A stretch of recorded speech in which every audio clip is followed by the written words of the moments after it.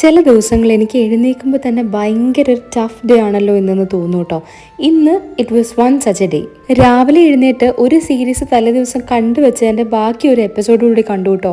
അപ്പം നന്നായിട്ട് വിശപ്പ് വരാൻ തുടങ്ങി. ഒരു ദിവസത്തിൽ എന്നെ ഏറ്റവും കൂടുതൽ വരി ചെയ്യിപ്പിക്കുന്ന ഒരു കാര്യം എന്താണെന്ന് അറിയാവോ? അത് ഞാൻ കഴിക്കുന്ന ഭക്ഷണമാണേ. സ്ട്രെസ് ഈറ്റിംഗ് എൻ്റെ ഒരു കൂടപ്പിറപ്പായതുകൊണ്ട് തന്നെ എനിക്ക് ഓരോ മീല് കഴിയുമ്പോഴും ഭയങ്കരമായിട്ട് ഗിൽറ്റ് ഫീൽ ചെയ്യും. പക്ഷെ എൻ്റെ സ്ട്രെസ്സിനെ ഒന്ന് റെഗുലേറ്റ് ചെയ്യാൻ വേണ്ടിയിട്ട് കഴിക്കുക എന്നുള്ളതല്ലാതെ വേറെ ഒരു വഴി ഞാൻ ഇതുവരെ കണ്ടുപിടിച്ചിട്ടില്ല എന്നുള്ളതാണ് സത്യം. എൻ്റെ ഒരു റുട്ടീൻ എങ്ങനെയാണെന്ന് ഞാൻ പറഞ്ഞു തരാം.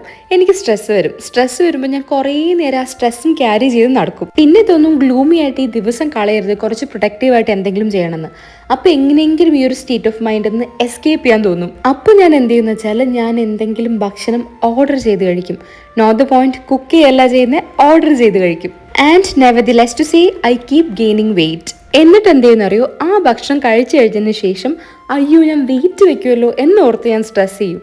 അങ്ങനെ സ്ട്രെസ് ചെയ്ത് കഴിഞ്ഞ 6 മാസം കൊണ്ട് ഞാൻ കൂട്ടിയത്, ഞാൻ കഷ്ടപ്പെട്ട് കുറച്ച് എൻ്റെ 10 കിലോ ആണ്. ഇനിയെങ്കിലും നന്നാവണമെന്ന് എനിക്ക് നല്ല ആഗ്രഹമുണ്ട്. നിങ്ങൾ എന്നെപ്പോലെ സ്ട്രെസ് ചെയ്തിട്ടാണെങ്കിൽ താഴെ കമൻറ്റ് ചെയ്യാൻ മറക്കല്ല കേട്ടോ. അപ്പോൾ നമുക്ക് വീണ്ടും കാണാം. Until then bye and take care.